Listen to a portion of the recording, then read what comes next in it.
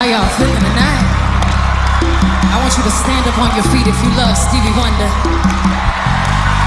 I would stand up, but then I'd have to readjust the camera angle. If you love Stevie Wonder like I love Stevie Wonder, I want you to stand up on your feet. Hello, Stevie. How you feeling? Everybody say yeah. Say yeah. Yeah. I think y'all could do a little bit better than that.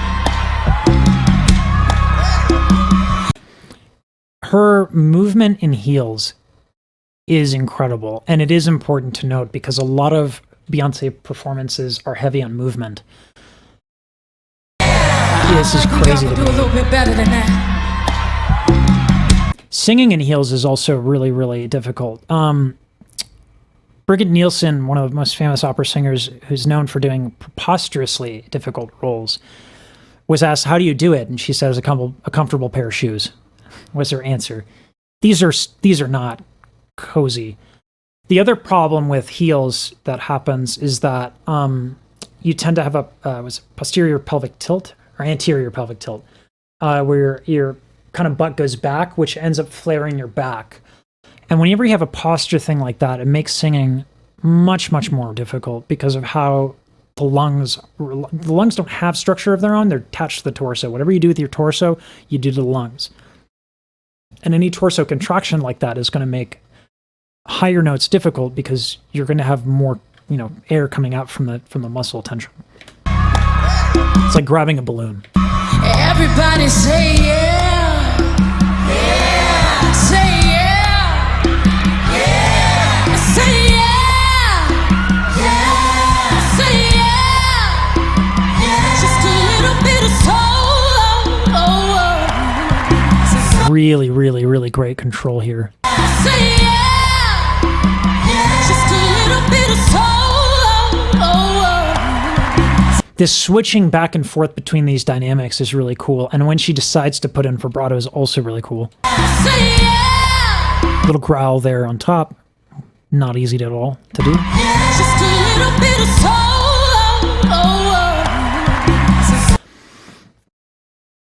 Listen to when the vibrato comes in and out. When you tilt thyroid cartilage, you get vibrato, and it darkens the tone here. Watch and listen to how she plays with the tone becoming lighter and darker, as well as the amount of volume that you're also hearing from her singing as well, the dynamics. Say yeah. Yeah. Just a little bit of soul. Like really, really, really elegantly phrased. Just a little bit of soul.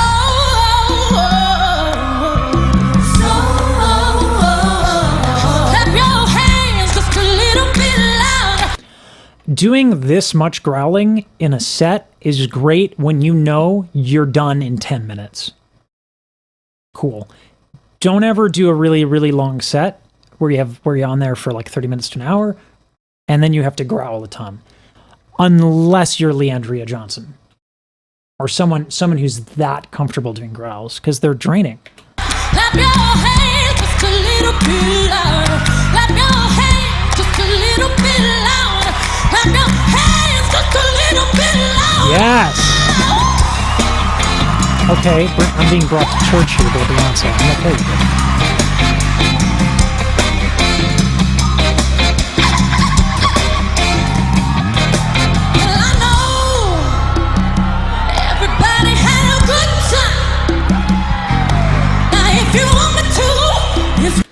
It's really important to recognize that she's not very, very, very high in her range, which is important. You need to be able to, if the more you do the growls is like, that's what you're doing with your folds whenever you're doing a vocal fry. And growls are basically just a vocal fry, right? And anytime you do any technique that involves vocal frying, you're going to feel that, like it's going to hit your endurance and your ability to sing in the long term of that day. If you rest, I mean, you're fine, right? But it's very, very physically demanding on the folds themselves, which is a shame because I love to do throat bass and I can only do it for like 30 minutes at a time. Everybody had a good time. The other trick to this that is deceptive is this cannot have a lot of air behind it. You need to be very, very, very precise and gentle with your breath, which is counter to what it sounds like and the feelings that it evokes. And this is where becoming a singer who's technical but evocative is difficult, because you have to feel these intense feelings and have the conviction there, but be able to execute with incredible precision. If you put too much air behind these things, at worst, it gets you to a point where you have a vocal hemorrhage, which is bleeding of the vocal folds. And that can build up to scar tissue and vocal polyps, all that stuff, all that bad stuff.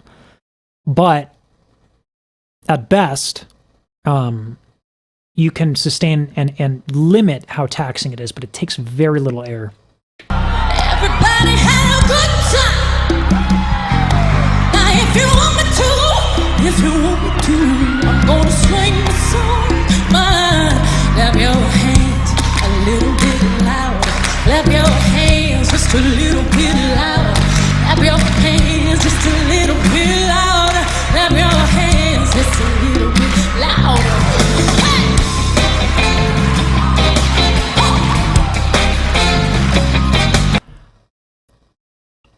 If you asked me to dance on that stairway thing, that narrow stairway on heels, I'm like, do you have insurance?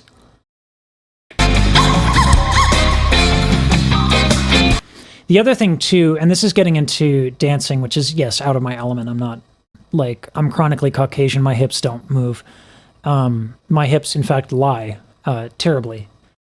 But if we're talking about dancing, we have to talk about training isolation, particularly around the hips and the shoulders. Look at how independent the movement of her hips and her shoulder are relative to her torso. You see how generally her torso is stable? This matters when you're singing, not so much when you're dancing. The core is very, very, very utilized in dancing, so that's kind of not true what I just said. But it, in particular, if you move when you're dancing and your torso moves, the trunk of your torso, that'll affect your breath. Like it's tied in there. So this kind of control that you have to learn as a singer and a dancer is unique. You have to train for it very specifically. And so watch as she moves how her posture never falters.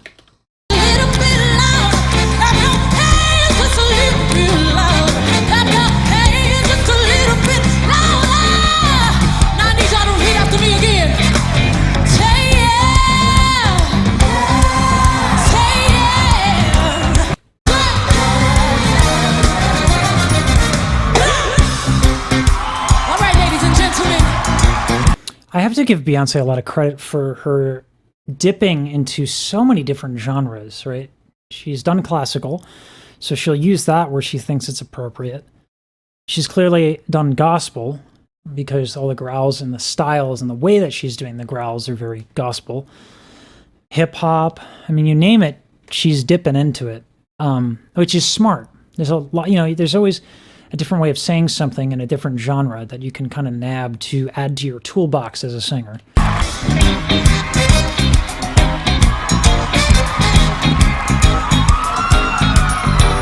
I'm not gonna lie, the only context I know Ed Sheeran in is the Game of Thrones cameo.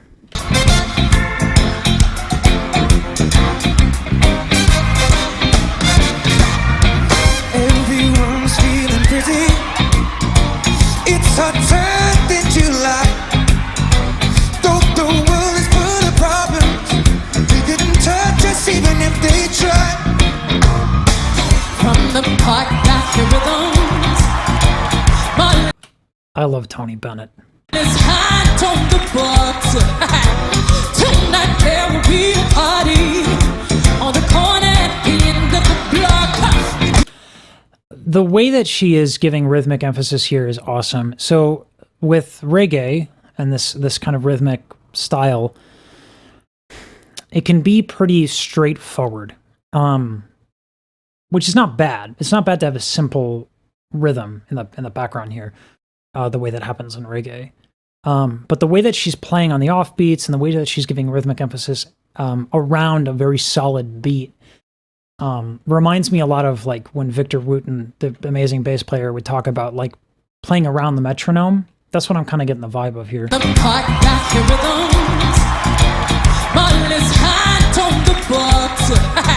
Like all of the way that the notes are very short, the way that the consonants are very percussive. 'Cause we only just begun, didn't know you. So listen to the depth of her growl, and I hate to make this a head-to-head, but I don't. Like Ed Sheeran doesn't claim to be the best singer, right? Beyonce's definitely made a career on not her singing chops alone, but definitely on her singing chops. Listen to the depth of her growl versus Ed's.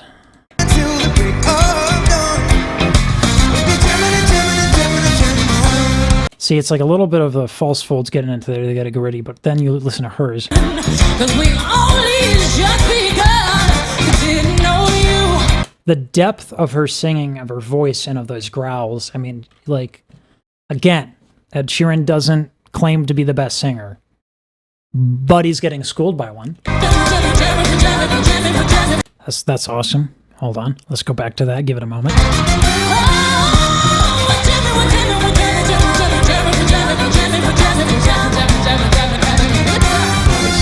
So whenever we have, like, we have to remember that beatboxers use consonants and syllables and all that. And as singers, we have those options as well. And notice how not straight ahead simple these consonants are and her rhythmic decision making here.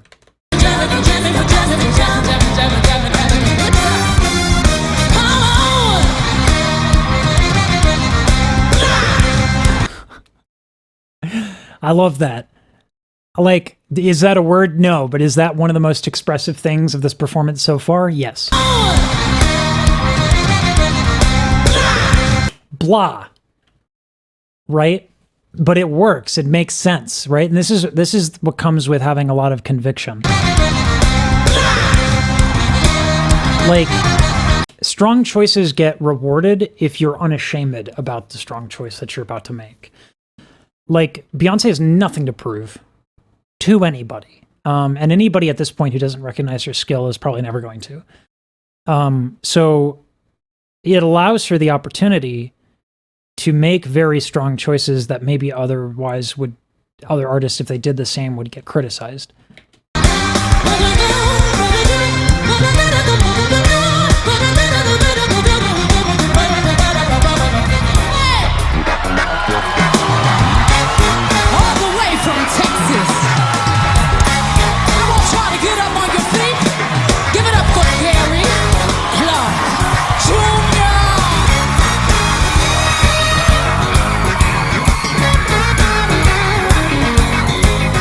I'm not gonna lie.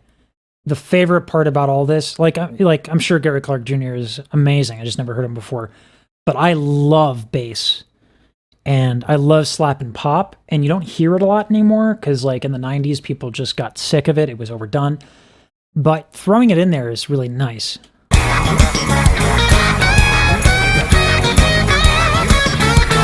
That bing that you hear, that's the pop. Like Larry Graham, the originator of slap and pop, did so because they didn't have a drummer. So if you've ever heard Sly and the Family Stone, that's him, Larry Graham. Wow, sounds pretty close to Stevie. His voice, even though it sounds reminiscent of Stevie, it's not as open as Stevie's, which is, I mean, like, and it's not fair to put any vocalist head to head with Stevie Wonder. He's an amazing singer. But let's talk about the things that are going right here.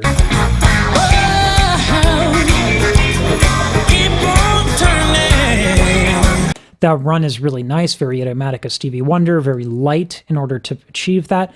The vowels are very bright. That is very bright, allows him to have a lot more options. Brighter vowels tend to be easier to sing. Now the difference though is that when Stevie does it, people, like that's what Gary Clark is like, people, right? Very neutral, very neutral false folds. But if you retract them, people, they keep on turning, or whatever the run is. But like Stevie has just such an open sound because the false folds are retracted, the vowels are really bright. He's just so, the torso is so loose, and he's got such an open sound. And one of these days I got to do a Stevie Wonder breakdown because he's so good. But the reason why Gary Clark doesn't seem to have the freedom of Stevie is it's the false folds. They're not retracted. Keep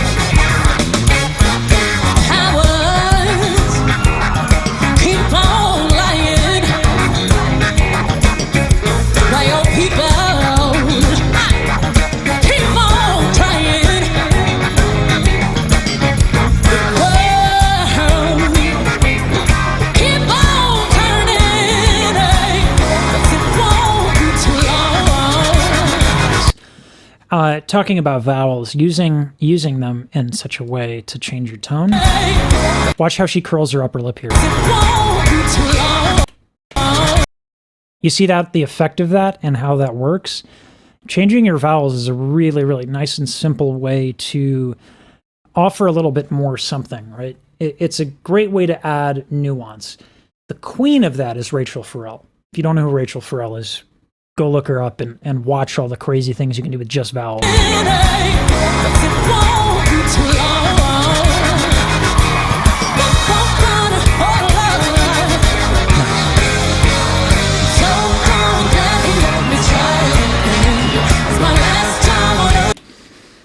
I'm not sure, from the looks of Gary Clark, I don't see an earpiece in him, so I imagine Beyoncé doesn't have one.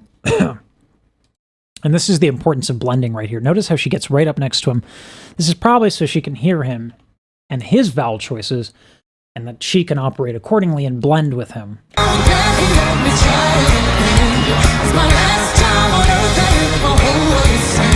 Well, you do hear Beyoncé more, because whenever you hear a blend, you usually hear the higher voice more. But listen how smooth the blend is.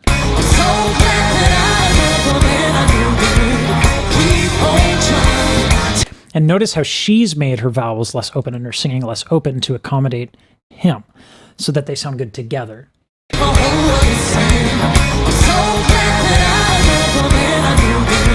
And when she does open, notice how she pops out from that mix.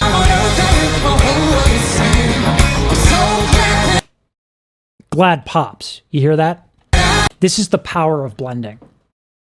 You can do so much with it. And the best people for that are definitely Chloe and Halle.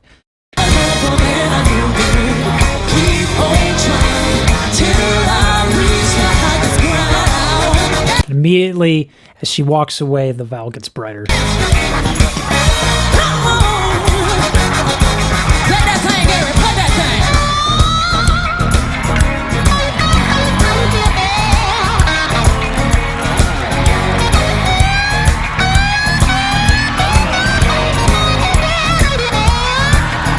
I like this tone. This is a bit more of like Muddy Waters, older school jazz, like maybe even B.B. King. After like the European invasion with like Eric Clapton and everything, people put so much distortion on the guitar, and I like that sound too. But this is a lot more respectful to the time period where Stevie Wonder came up and his influences.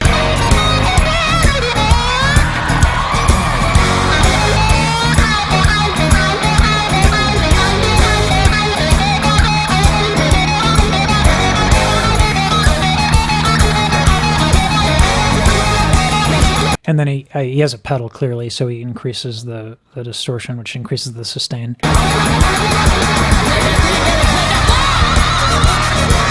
And then now we get into the more like Gary Moore, definitely later B.B. King.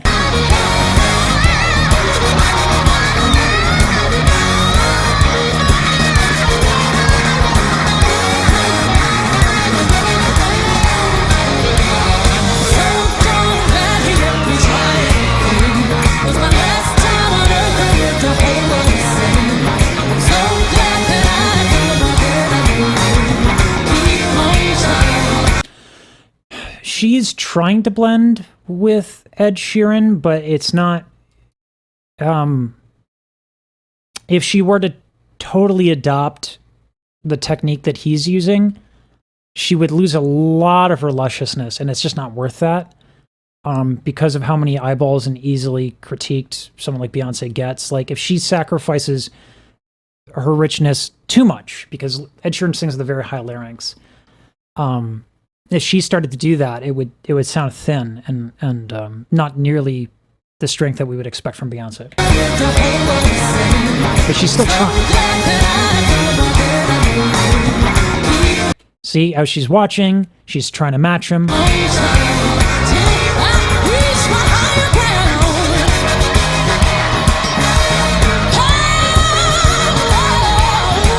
is so cool.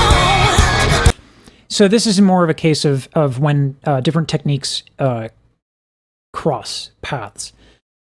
This is a way that, so she's growling, but then she's also doing like some cool vowel stuff. Right?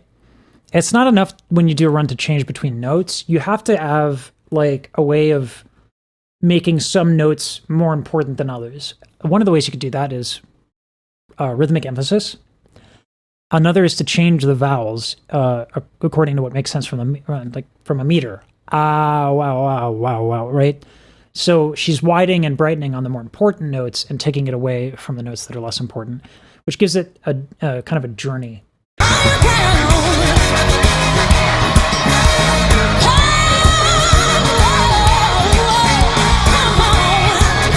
And I want to point out something real quick. So we've established that frying and growling, boom, boom, boom, boom, boom.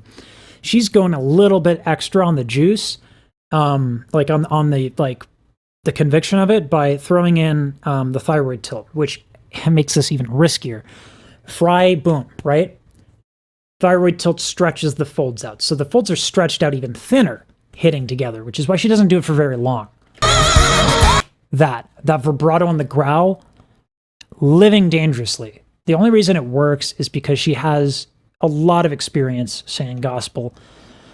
I would, if it's really, really risky for someone who doesn't grow up around it or hasn't been like inundated in that sound and culture, to go for that, because it's so precise. It is so hard to do safely. Which is why I don't toy with it. You know, I haven't been around it, you know.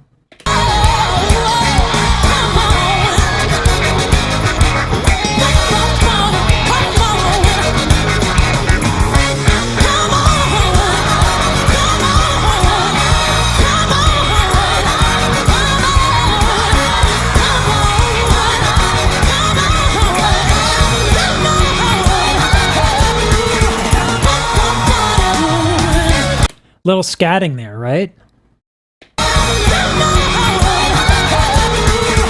Right here. It is very, very difficult. So usually singers don't have enough of a sense of rhythm to be right on the money with the drummer. Sometimes guitarists don't even have that. But it's super, super, super important that if you're going to do something percussive, like scatting, that you be right there with the drummer, or it's going to sound messy. So listen to how tight she is with the drummer.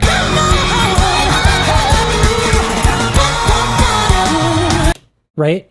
How like, and also it's not just how she's in time with the drummer. Listen to the syllables that she's using. Bum ba ba da do. Right? The bum is on the kick. You hear how that's on the kick? And how that da-do is on the snare. She's using syllables that make sense for the drummer and match the aesthetic of the drummer.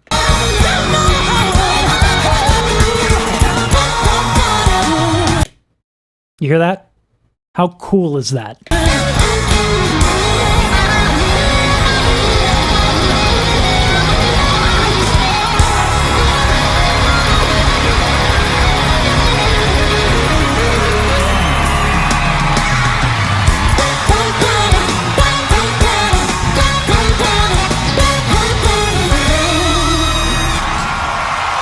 That's just so smart. And this is why every singer should start picking up beatboxing, because like, or at least like you should be a sponge. Like you can use everything you ever learn in an artistic way if you really just play with it enough.